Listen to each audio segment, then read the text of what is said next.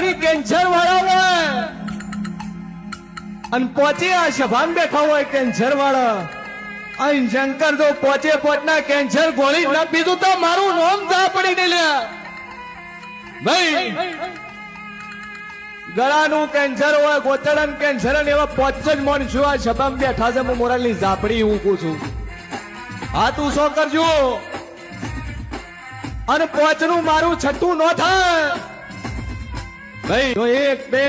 3 4 અને 5 ભાઈ